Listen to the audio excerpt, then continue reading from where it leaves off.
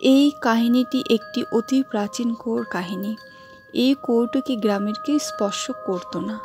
গ্রামের সবার ধারণা কুয়োটি একটি অভিশপ্ত কুয়ো।